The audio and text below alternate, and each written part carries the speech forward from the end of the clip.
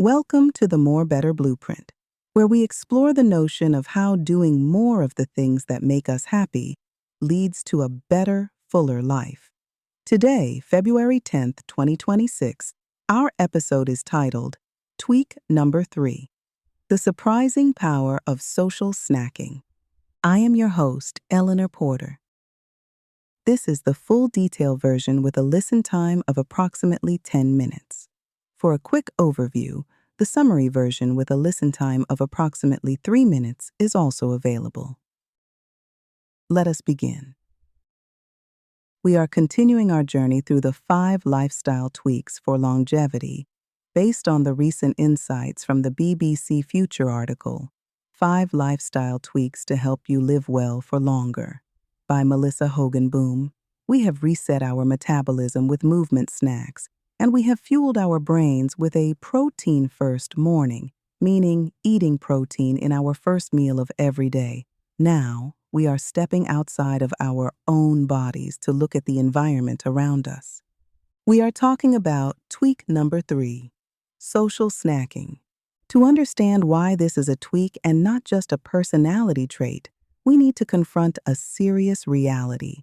Recent U.S. Surgeon General Dr. Vivek Murthy issued a stark advisory regarding the epidemic of loneliness and isolation. The data is sobering. Lacking social connection is associated with a risk of premature death comparable to smoking 15 cigarettes a day. When we hear this, our instinct is often to think we need to make more best friends.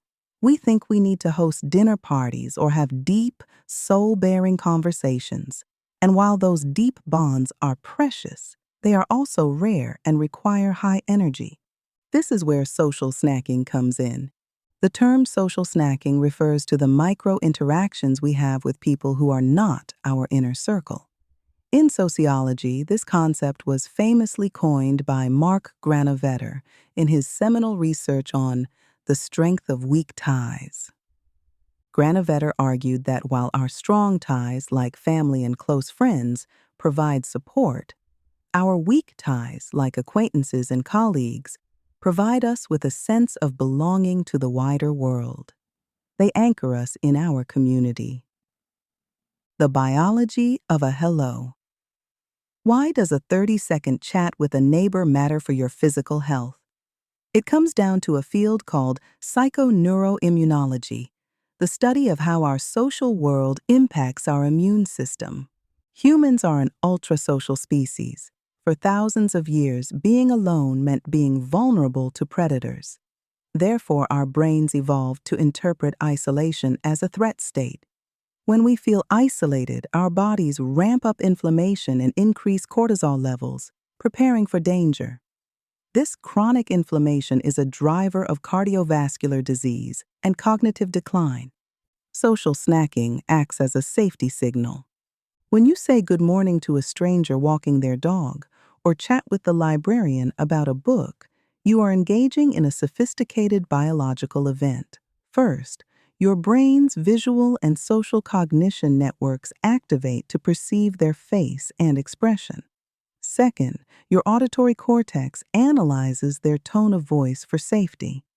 Third, and most importantly, if the interaction is positive, your vagus nerve is stimulated. The vagus nerve is the superhighway between your brain and your body. When it is toned and active, it slows your heart rate, aids digestion, and lowers blood pressure. A positive micro-interaction triggers the release of oxytocin and dopamine. It essentially tells your amygdala, the brain's alarm bell, that you are safe. The introvert's dilemma. Now, I can hear some of you thinking, but I'm an introvert. Small talk exhausts me. This is a valid concern. We often view small talk as superficial or meaningless, but we can reframe it. The goal of social snacking is not to be entertaining or charismatic. The goal is simply to acknowledge presence. Research in social psychology suggests that even nonverbal acknowledgments, like making eye contact and nodding, can increase feelings of connectedness. For older adults, this can be a powerful antidote to the sense of invisibility that isolation can bring.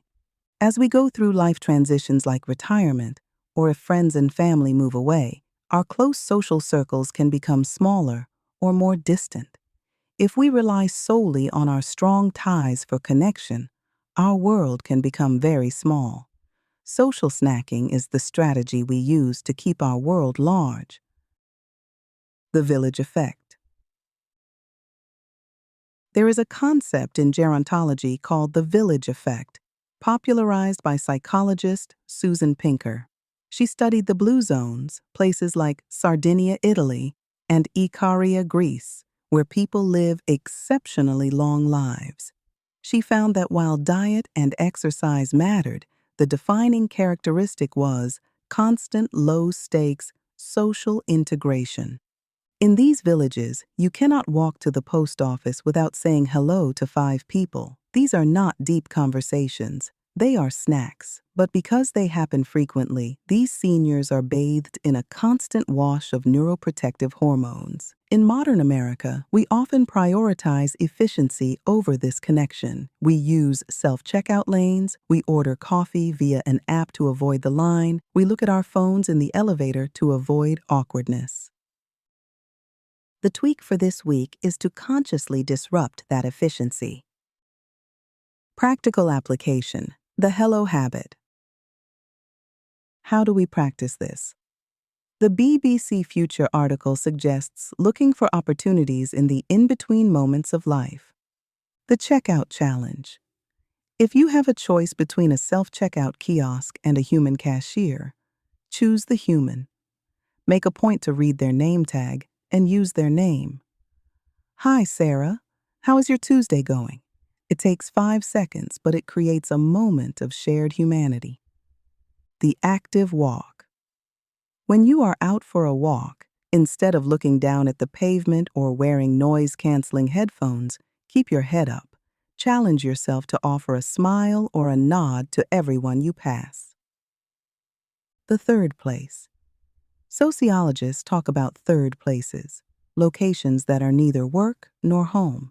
A library, a park bench, a coffee shop.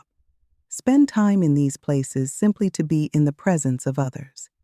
Even if you are reading a book, the act of being alone together confers biological benefits. The compliment. This is an advanced move, but highly effective. Notice something small about a stranger, a colorful scarf, a well-behaved dog, and mention it.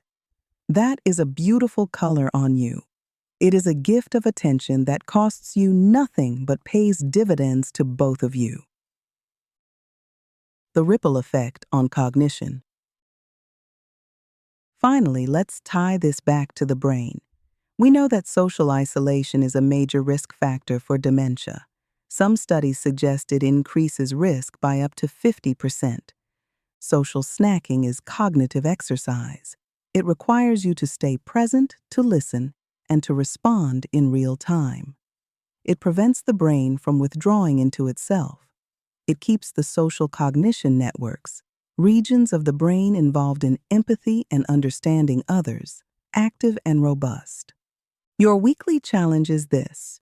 For the next 7 days, I invite you to try the 3-snack rule. Aim for 3 micro-interactions a day with people outside your home. It could be the mail carrier. It could be the person holding the door for you. It could be a text to an old colleague just to say thinking of you. Observe how you feel immediately afterward. You might notice a slight lift in your chest, a small smile that lingers. That is the feeling of your immune system getting stronger. That is the feeling of your stress hormones dialing down. You are not just being polite. You are practicing preventative medicine. Next week, we will explore tweak number 4, balance training. We will look at why standing on one leg might be the most important physical skill you can master this year. Until then, stay connected. Thank you for spending this time with me today. I'm Eleanor Porter. Please join me next week for our next deep dive. Until then, be well.